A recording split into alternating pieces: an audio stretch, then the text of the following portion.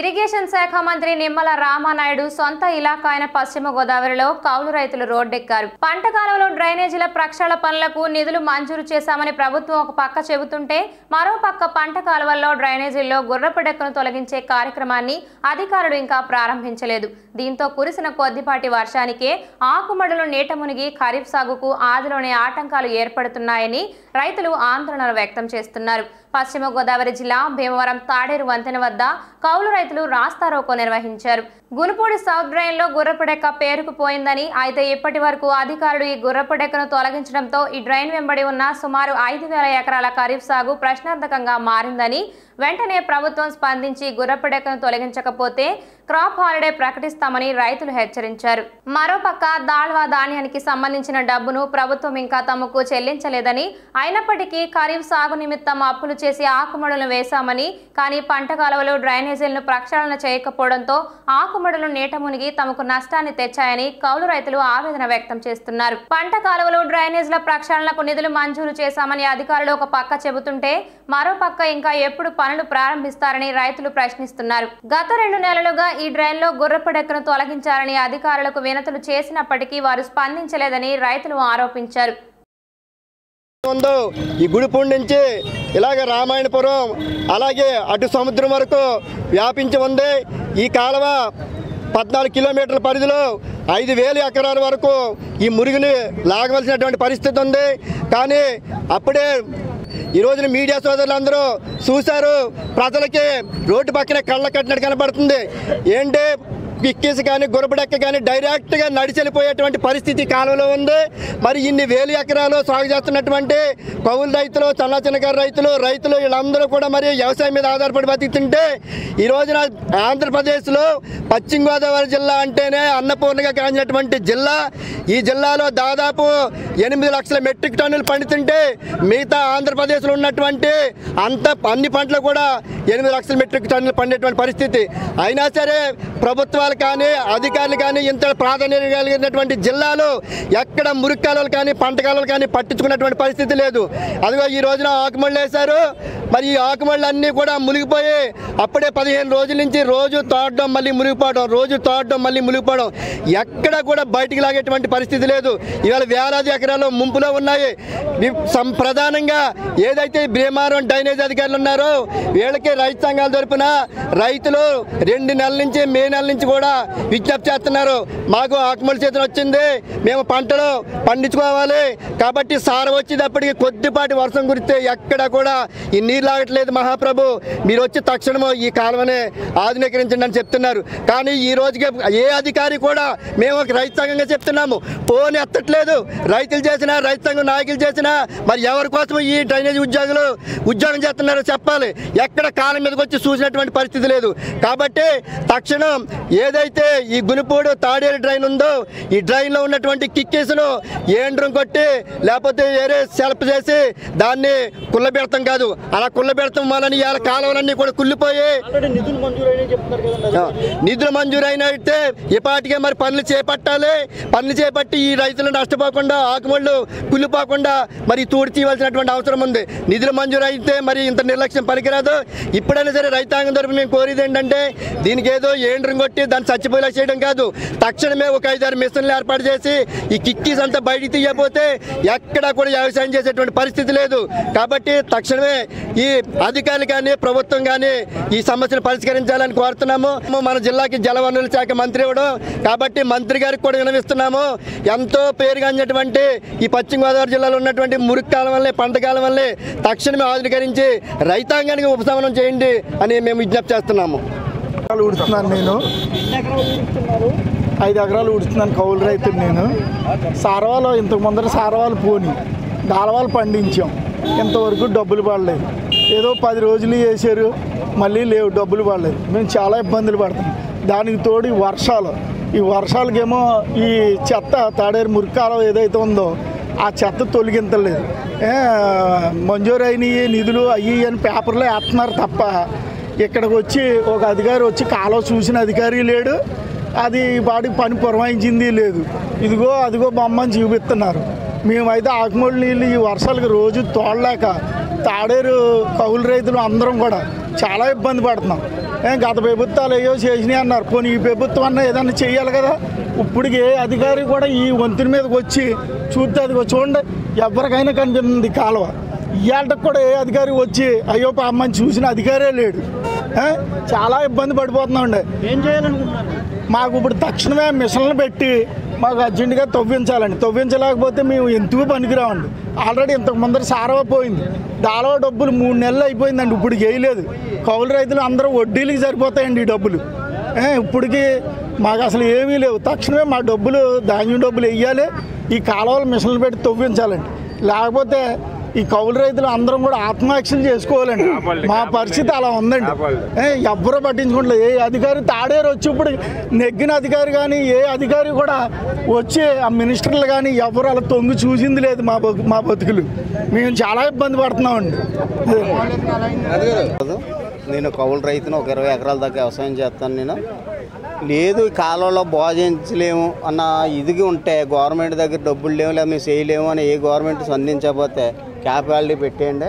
ఇప్పటికీ ఆకుమళ్ళు ఇదే వాన ఇంకొక 20 రోజులు ముందు కురితే ఆకుమళ్ళు కూడా వేయపోదురు. తీరా ఆకుమళ్ళు వేసేసి అందులో నీళ్ళు తోడి మనిషి రోజు తోడు ఇంటికి వచ్చినాడు కలిసిడైపోయాడు. ఏం చేయాలో తెలుస్తలేదు. ఇప్పటికి వచ్చి ఏ నాదుడు కాలం వెంక చూడలేదు. అప్పుడే వారం రోజుల కింద నుంచి కొబ్బరికాయ కొడుతున్నారు, కాలువ తీస్తారు అంటమే కానీ ఇప్పుడు వరకు కిందకి ఎవడ వెళ్ళలేదు. ఎక్కడికెక్కడికి ఎక్కిసి పట్టేసి ఉంది. కాలువలో పేజీ పట్టించుకుంటలేదు.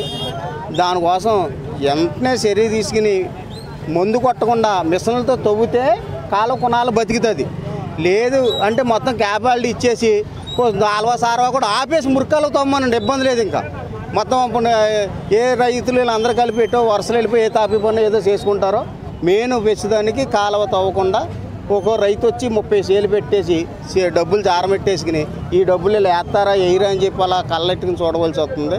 మురికాలువ సస్తనే తవ్వాలి. గవర్నమెంట్ అందరూ చర్య తీసుకోవాలని చెప్పి మీడియా మిత్రులు వీళ్ళందరికీ మేము సెలవు చేసుకుంటాం. మీరు అందరికీ కొద్ది తెలుగుపరచాలని చెప్పి మా రైతాంగం బాధను అర్థం చేసుకోవాలని చెప్పి సెలవు. మధ్యాహ్న భోజనం మెను అమల్లో ప్రత్యేక శ్రద్ధ వహించాలని సంబంధిత అధికారులకు స్కూల్ సిబ్బందికి జిల్లా కలెక్టర్ చదలవాడ నాగరాణి సూచించారు.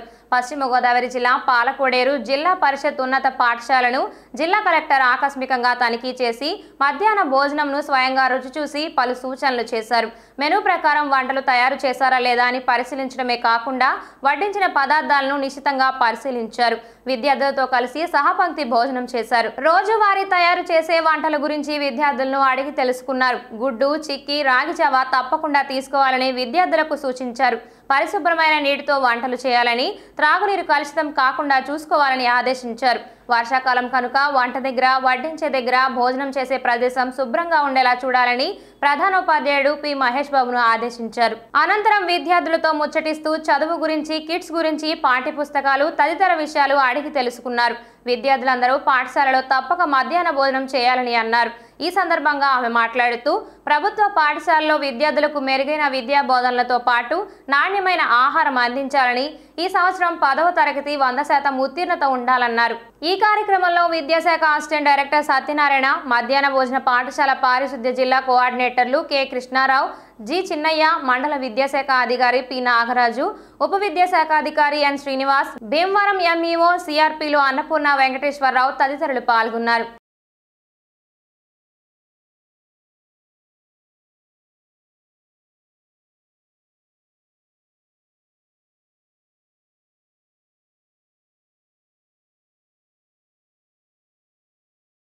విద్యార్థుల ఉజ్వల భవిష్యత్తు లక్ష్యంగా ప్రతి విద్యార్థికి త్రినేత్రం విద్యేనని, విద్యతోనే ఏదైనా సాధించవచ్చని, విద్యలో ఉన్నత శిఖరాలకు వెళ్లాలంటే కష్టపడి కాకుండా ఇష్టపడి చదవాలని భీమవరం కేజీఆర్ఎల్ కళాశాల పీజీ కోర్స్ డైరెక్టర్ తోట రామ్మూర్తి అన్నారు.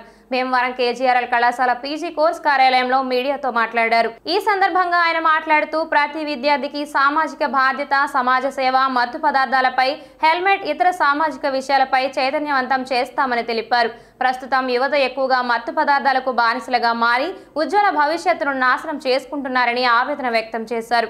మత్తు పదార్థాల నియంత్రణకు భీమవరం పోలీస్ డిపార్ట్మెంట్ జిల్లా ఎస్పీ అజిత, డిఎస్పీ నారాయణ స్వామి రెడ్డి, సిఐలు, ఎస్ఐలు ఎనలేని కృషి చేస్తున్నారని అన్నారు. ట్రాఫిక్ పోలీసులు ప్రజలు ఎటువంటి రోడ్డు యాక్సిడెంట్స్ జరగకుండా తగు జాగ్రత్తలు వహిస్తున్నారని, సమాజంలో ప్రజలు, విద్యార్థినులు ట్రాఫిక్ పోలీసు ఆదేశాల మేరకు రోడ్డుపై ప్రయాణం చేసే ప్రతి ఒక్కరూ హెల్మెట్ ధరించాలని కోరారు. పర్యావరణం కాపాడుకోవాల్సిన బాధ్యత అందరిపై ఉందని, ప్రతి ఒక్కరూ ఒక చెట్టుని నాటి సంరక్షణ కూడా అందించాలని, పచ్చని చెట్లు ప్రగతికి మెట్లు అన్నట్టుగా మన జిల్లా కలెక్టర్, స్థానిక ఎమ్మెల్యేలు, ఆర్డీఓ, మున్సిపల్ కమిషనర్, ఇతర ప్రభుత్వ సంబంధిత అధికారులు పర్యావరణ శుభ్రతపై ప్రజలకు పూర్తి స్థాయిలో అవగాహన కలిగేందుకు కార్యక్రమాలు నిర్వహిస్తున్నారని పీజీ కోర్స్ డైరెక్టర్ తోట రామ్మూర్తి అన్నారు. మేము రన్ చేసుకున్నాం. ముఖ్యంగా ఈరోజు మన భీమవరంలో చూస్తే ప్రతి కార్యక్రమం మీద మా విద్యార్థులకి అవేర్నెస్ క్రియేట్ చేయడంతో పాటు సొసైటీకి కూడా మా వంతు సమాజాభివృద్ధి చేయాలనే ఉద్దేశంతో ముందుగా మా విద్యార్థులకి మేము ప్రతి విషయం మీద కూలంకషంగా చర్చించి విద్యార్థులతో సదస్సులు, సెమినార్లు ఏర్పాటు చేసి వారికి ఒక అవేర్నెస్ క్రియేట్ చేసి వారి ద్వారా సమాజంలో ప్రజలందరికీ కూడా అర్థమయ్యేలా మా వంతు కృషి మేము చేస్తున్నాం. దానిలో భాగంగా ముఖ్యంగా ఈరోజు చూస్తున్నటువంటి అత్యంత ప్రమాదకరమైనటువంటి పరిస్థితుల్లో డ్రగ్స్ ఉంది. మన స్టేట్ గురించి ఎక్కువగా చెప్తూ ఉన్నారు. ఈరోజు మీడియాలో కూడా మనం చూస్తూ ఉన్నాం. రాష్ట్రంలోనే డ్రగ్స్ మాఫియా గురించి, డ్రగ్స్ గురించి కళాశాలలో విద్యార్థులు ఉపయోగించే పరిస్థితి వస్తుందంటే ఎంత దారుణమైన పరిస్థితిలో ఉన్నాం అర్థమవుతుంది. అటువంటి విషయాల్లో విద్యార్థులు, తల్లిదండ్రులు కూడా తగు జాగ్రత్తలు తీసుకుని విద్యార్థులతో పాటు విద్యార్థులు మా కళాశాలలో ఉన్నంతసేపు మేము బాధ్యత తీసుకుంటాం. అలాగే విద్యార్థుల తల్లిదండ్రులు కూడా వారి బాధ్యత తీసుకుని ఎటువంటి ప్రమాదాలకి లోన్ కాకుండా చూడాల్సిన బాధ్యత ఉంది. అందుకోసం మేము స్టూడెంట్స్లో కూడా అవేర్నెస్ క్రియేట్ చేయడానికి మా వంతు కృషి మేము చాలా చేస్తున్నాం. చాలా అనేక కార్యక్రమాలు చేపట్టడం కూడా జరిగింది.